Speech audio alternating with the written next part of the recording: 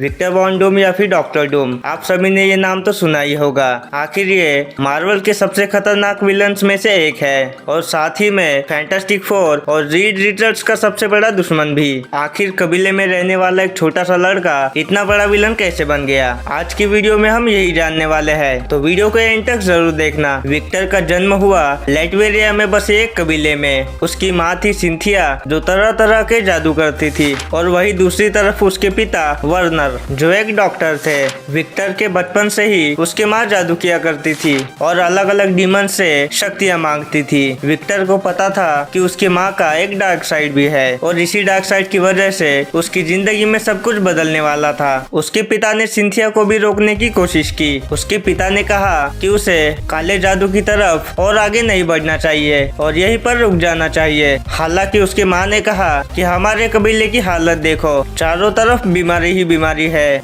और हमें कहीं से मदद नहीं मिली तो एक एक करके सब लोग मारे जाएंगे। मैं काले जादू से अपने कबीले और अपने परिवार का फ्यूचर सुरक्षित कर रही हूँ, साथ ही हमारे विक्टर को भी इसका फायदा होगा। लेकिन उसी रात कुछ और भी हो गया। सिंथिया जिस डीमन से शक्तियाँ लेने की कोशिश कर रही थी, उस डीमन ने ही सिंथिया को कंट्रोल कर लिया और उसने एक एक करके बैरन के सभी आदमियों को मार दिया और इन्हीं शक्तियों के बदले उस डीमन ने उस कबीले के सभी बच्चों की जान ले ली। हालांकि इसमें विक्टर बच गया। बैरन को आप ऐसा समझ लीजिए कि ये उस कबीले का सिक्योरिटी गार्ड है और उसके आदमी कबीले की रक्षा करते हैं। ये सब होने के बाद जब सिंथिया को होश आया तब उसे भरोसा ही नहीं हुआ कि उससे इतनी बड़ी गलती हो गई। वो तो ये सब कबीले की भलाई के लिए कर रही थी और हो गया इसका ठीक उल्टा। इसके बाद पूरे कबीले वाले गुस्से में आकर सिंथिया को ही भगाने लगे और बदला लेने के लिए सिंथिया को मार दिया। और वही दूसरी तरफ कबीले वालों ने विक्टर और उसके पिता को कबीले से बाहर कर दिया।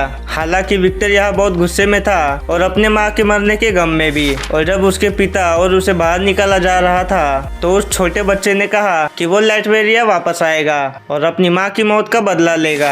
लेकिन फिर भी उन्हें कबीले को छोड़कर जाना ही पड़ा। और वही दूसरी तरफ बैरन और उसके बचे हुए लोगों को ये सब पसंद ही नहीं आया। वो बस मौत के बदले सिंथिया के पूरे परिवार की मौत चाहते थे। उन्होंने विक्टर और उसके पिता को ढूंढना शुरू कर दिया। वो लोग कई दिनों तक छुपते छुपाते बैरन के लोगों से बचते रहे और एक रात इसी तरह जब वो बर्फ में छुपे हुए थे तो विक्टर को एहसास हुआ कि उसके पिता बर्फ में जमकर मर चुके हैं। अब उस छोटे विक्टर के मन में गुस्सा था। पहले तो वो अपनी माँ की मौत के लिए उस डीमन और कबीले वालों को दोष दे रहा था और वही उसके पिता की मौत के लिए बैरन के लोगों को। उसने एक एक करके बैरन के लोगों को मारना शुरू किया। वही दूसरी तरफ साइंस और मैजिक का सहारा लेकर उसने ऐसे ऐसे वेपन्स और डिवाइसेस बनाए जिसके बारे में बड़े बड़े साइंटिस्ट भी नहीं सोच सकते थे। और इसी को देखते हुए उसे एक दिन आगे रिसर्च करने के लिए और पढ़ने के लिए अमेरिका बुलाया गया, जहाँ पर उसे एक नया मौका मिला अपनी माँ की मौत का बदला लेने का।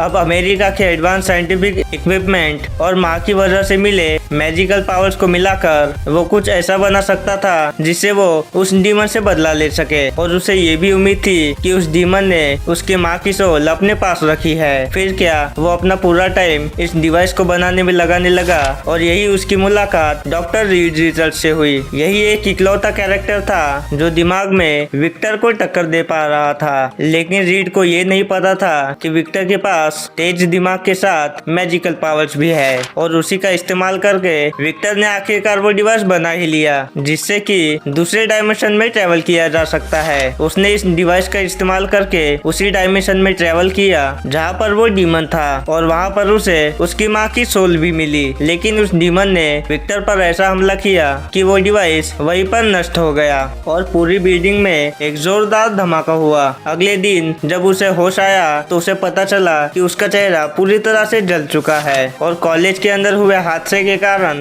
उसे वहाँ से भी निकाल दिया गया है। इसके बाद विक्टर को अपने चेहरे को देखकर उसी डीमन की याद आती थी और उसे एहसास होता था कि वो हार चुका है और वो अपनी माँ को नहीं बचा पाया। इसके बाद वो नॉलेज गेन करने के लिए दुनिया में इधर उधर ट्रेवल करने लगा और फाइनली वो इंडिया से होकर हिमालय पहुंचा, जहाँ पर उसे पता चला कि हिमालय की चोटी पर कुछ मॉन्क्स रहते हैं जिनके पास एंशिएंट मैजिक और साइंस का नॉलेज है। फिर क्या, बिना किसी देरी के उन तक पहुंचने के लिए आगे बढ़ा और वहां पहुंचने के लिए उसे कई खतरनाक रास्तों से गुजरना पड़ा। और जब वो उन मॉन्क्स के पास पास पहुंचा, वो आश्चर्यचकित हो गए और उसे कहा कि तुम पहले मॉर्टल हो जो यहाँ तक पहुंच सके। इसके बाद कई महीनों तक वो मॉन्क्स उसे अपनी नॉलेज देते रहे और साथ ही में उसे उसका आइकॉनिक आर्मर दिया गया और फिर विक्टर वॉन डूम को डॉक्टर डूम के नाम से जाना जाने लगा। यहाँ से सीधा वो लाइटवेरिया गया और अपने कबीले के साथ ही उस पूरी कंट्री पर कब्जा कर लिया और बना वहाँ का किंग। अपनी मैजिकल पावर्स का इस्तेमाल करके